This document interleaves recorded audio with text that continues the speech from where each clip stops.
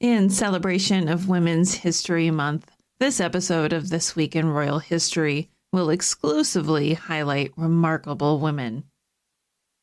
During this special month, we will not only recognize the birthdays and commemorate the deaths of these women, but also delve into their inspiring life stories and significant contributions to history. Get ready to learn about some truly amazing figures. The legends are true! Overwhelming power! The sauce of destiny! Yes! The most legendary sauce has arrived as McDonald's transforms into the anime world of WickDonald's! The greatest flavors unite in all-new savory chili McDonald's sauce to make your 10-piece Wick Nuggets, fries, and Sprite ultra-powerful! Unlock manga comics with every meal and sit down for a new anime short every week only at WickDonald's! Ba-da-ba-ba-ba, go! At participating McDonald's for a limited time while supplies last. This episode is brought to you by Folgers Coffee. You're not just any coffee drinker. You're a Folgers coffee drinker. Because for over 170 years, Folgers has been serving up expertly crafted brews that are bold, never bougie. And now there's over 20 varieties to choose from. Damn good coffee roasted in New Orleans. Damn right, it's Folgers. Visit FolgersCoffee.com/coffee to shop now. The Tudors Dynasty Podcast. In the summer of 1651, a child was born to the Spanish monarchs Philip IV and Mary Anna of Austria. This child, Margaret Teresa of Spain, arrived into a world of great privilege and expectation, but also of familial complexity, as her parents were uncle and niece. Margaret Teresa had a younger brother, Charles II, who would later become the last Spanish Habsburg ruler. Mary Teresa's life would take a momentous turn in April of 1666, when she married by proxy to Leopold I, Holy Roman Emperor. This union was made all the more remarkable by the fact that Leopold was both her maternal uncle and her paternal cousin. Margaret Teresa traveled to Vienna that December to formalize her marriage, which was celebrated with great fanfare. Despite the initial excitement surrounding their marriage, Margaret Teresa and Leopold's union was marred by tragedy. Although they had 4 children together, only one daughter survived to adulthood.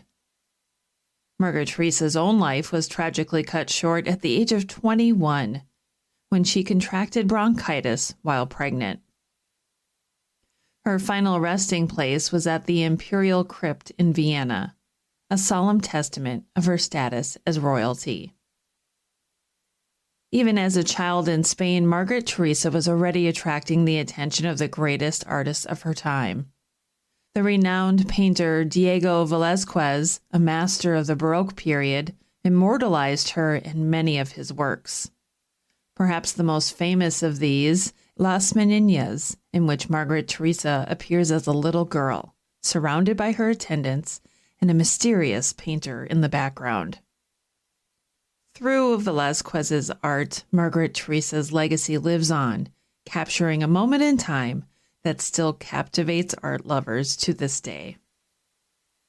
On the 12th of March, 1637, Anne, the firstborn of Edward Hyde, the first Earl of Clarendon, and Frances Aylesbury, was brought into the world at Cranbourne Lodge in Windsor. Her birth coincided with a period of great upheaval in English history, as Charles I of England had been deposed and executed in 1649. Consequently, Anne and her family were forced to flee to the Netherlands. After settling in the Netherlands, Anne secured a position as a maid of honor to Mary, Princess of Orange and Princess Royal.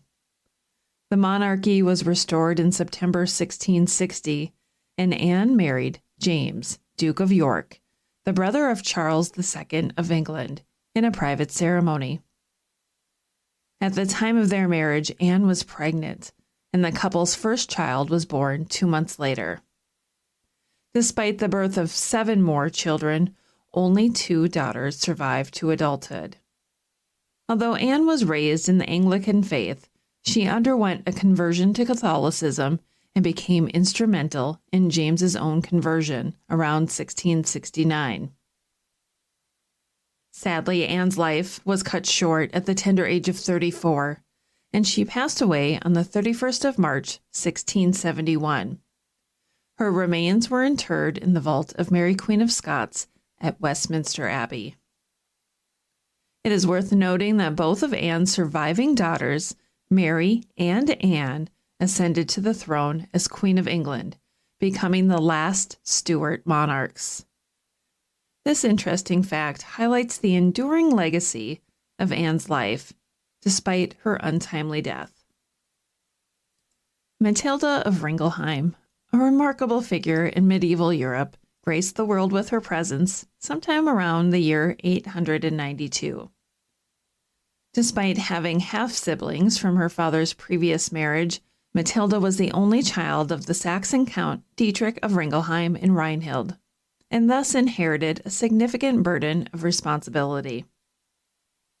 In the year 909, Matilda was united in marriage with Henry, Duke of Saxony, and the couple went on to raise 5 children, who all lived to reach adulthood. Upon her husband's accession as the first non-Frankish king of East Francia, Matilda was crowned as the German queen in 912. Throughout her time in this role, she dedicated her attention to the women's monasteries of the realm, recognizing their potential as centers of learning, prayer, and influence. Indeed, her tireless efforts in this regard culminated in her founding of the renowned Quedlinburg Abbey, which she eventually made her home after the passing of her beloved Henry in 936. As a true visionary, Matilda continued to establish convents across the territory throughout her life, shaping the spiritual landscape of the region for generations to come. She passed away on the 14th of March in 968, having lived to the impressive age of around 76 years old. Her immense contributions to the religious and political life of the time were so widely recognized that she was eventually venerated as a saint, and her feast day is celebrated to this day on the 14th of March. It is worth noting that the influence of Quedlinburg Abbey extended beyond the confines of the religious sphere. Indeed, noble families recognized the importance of the institution and would send their daughters to be raised there, grooming them for positions of power as abbesses. With a seat at the imperial diet, the abbess of Quedlinburg held considerable sway in the East Franconian Empire, ensuring the continuation of her family's influence for generations to come. All in all, Matilda's life and legacy offer a shining example of the power of dedication, vision, and tireless works toward a greater cause. On the 15th of March, 1275, a new member was added to the esteemed Plantagenet lineage, as Margaret Plantagenet was born to the illustrious Edward I of England and his wife Eleanor of Castile, within the storied walls of Windsor Castle. As the 10th of 15 children, Margaret was raised amidst the pomp and circumstance of royal life, a fitting environment for a young woman of such noble birth. Betrothed since 1278, Margaret's destiny was forever entwined with that of John II, Duke of Brabant, whom she wed in a lavish ceremony at Westminster Abbey in July of 1290. Despite their shared station, however, their union was plagued by strife and unhappiness. John was notorious for his many mistresses that he kept at court and with whom he fathered numerous illegitimate children. Despite this, Margaret bore him one son in 1300, who was raised alongside his half-siblings. In a gesture of forward thinking, John signed the Charter of Cortenburg in 1312, paving the way for a peaceful transfer of power to his son upon his death. Tragically, this was not to be, as John passed away the same year, leaving Margaret to pick up the pieces and forge ahead without her wayward husband. Margaret lived a long and eventful life, outliving all 18 of her siblings and half-siblings, and passing away sometime around the year 1333. She was interred at the Cathedral of St. Michael and St. Gudula in Brussels, her final resting place, a testament to the regal life that she had lived. It's worth noting that while Margaret's life was not without its challenges, her longevity was a true marvel. Indeed, as the longest living child of Edward I, her time on this earth exceeded that of all of her siblings and half-siblings, a testament to the resilience and fortitude of the Plantagenet line. Anne Neville's life was one of grandeur and tragedy, her story forever intertwined with the turbulent politics of the Wars of the Roses. Born on the 11th of June, 1456, Anne was the daughter of Richard Neville, 16th Earl of Warwick, and a man known as the Kingmaker for his important support of the House of York during the conflict. Her father's power was legendary, and his influence helped secure the throne for Edward IV in 1461. Anne's older sister Isabel further cemented the family's position when she married the king's brother, George, Duke of Clarence, in 1469.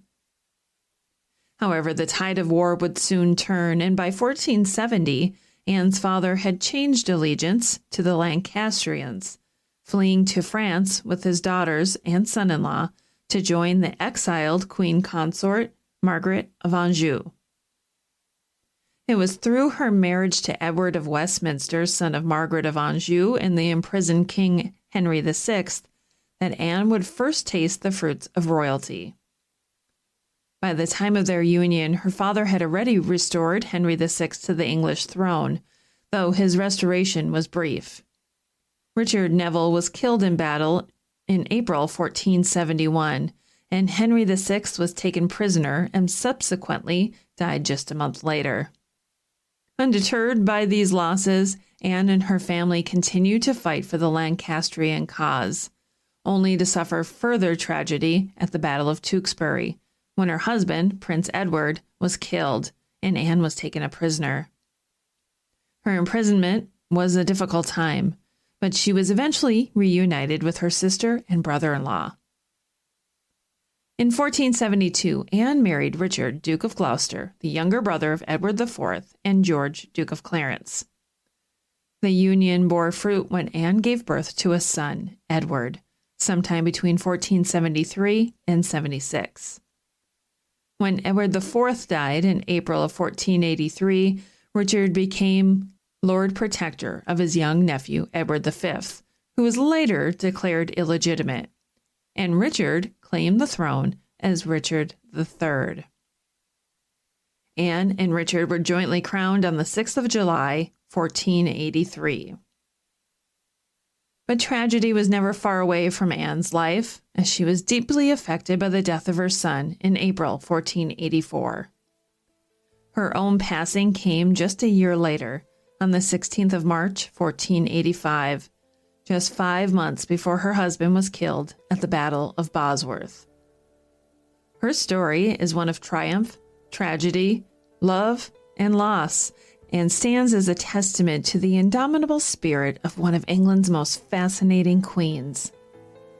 And with that, we wrap up this edition of This Week in Royal History. It was truly a pleasure to share with you the captivating stories of these women from royal history. I hope you found this episode both informative and enjoyable. Thank you so much for listening. I'm Rebecca Larson. Stay curious and keep exploring the fascinating world of royal history. Thanks for listening to this episode of the Tudors Dynasty Podcast. You can follow and support the Tudors Dynasty Podcast on Facebook, Twitter, Instagram, and Patreon @Tudors Dynasty.